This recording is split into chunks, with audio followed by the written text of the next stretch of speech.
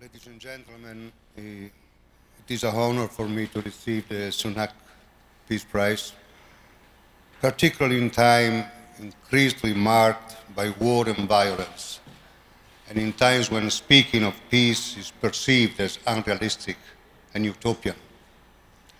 I wish to thank Reverend Sung Young Mon and Dr. Ak Yam Mon for devoting their lives to achieving universal peace and promoting the fundamental values of peace, dialogue, and cooperation in the name of the human family.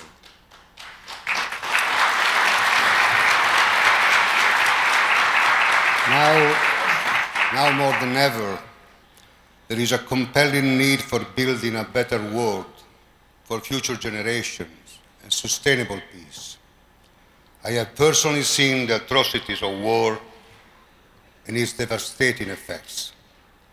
I have spent the last 30 years of my life in war-torn countries, operating on patients in Rwanda, Peru, Ethiopia, Somalia, Cambodia, Iraq, Afghanistan, and Sudan. In these and other countries, Emergency, the humanitarian organization I founded 23 years ago, is committed to providing free and high-quality medical and surgical care to the victims of war, whose effects are not limited to the wounded and refugees, but have several repercussions on the future of entire generations. Many of the conflicts that are currently ravaging countries, reducing population to misery and hunger, are often undeclared or deliberately silenced. The massacres are increasing to the point that it's hard to remember them all. For most of us, they seem so far and alien from our daily life. It is easy to listen to the news without realizing that after every bomb, after every shell, there are people struggling to survive. 90% of the victims of the wars of our time are civilians, people equal to us, with the same needs, the same hopes, and the same desire for their beloved ones, living safely, staying together, and being protected. According to recent estimates, 8 individuals own as much as the poorest 3.6 billion people.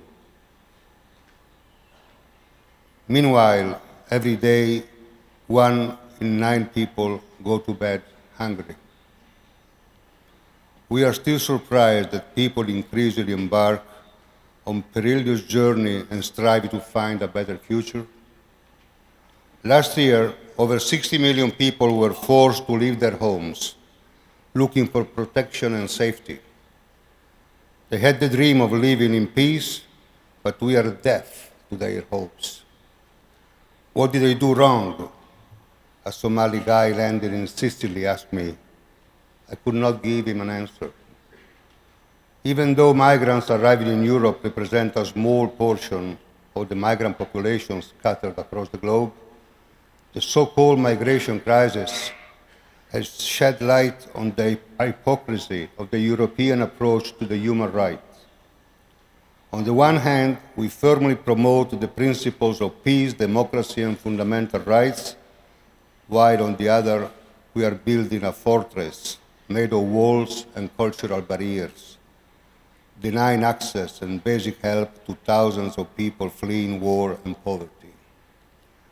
The case of Afghanistan serves as an emblematic example.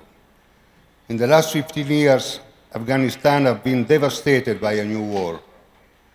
Every year in our hospitals around the country, we register a new record of war wounded. 1/3 of them are children.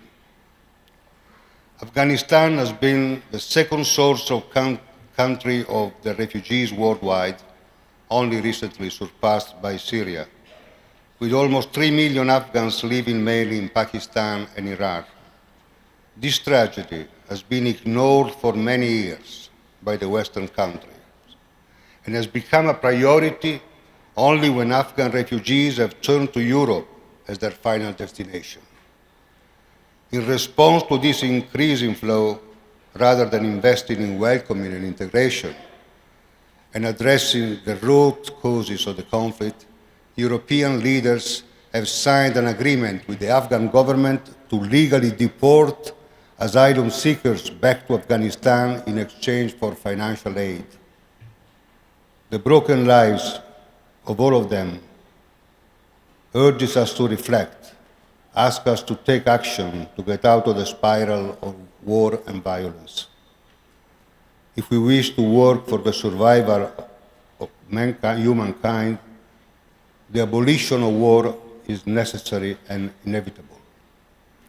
It falls within the mandate of the UN, founded over 70 years ago, but still today, very little has been done to fulfill the core mandate.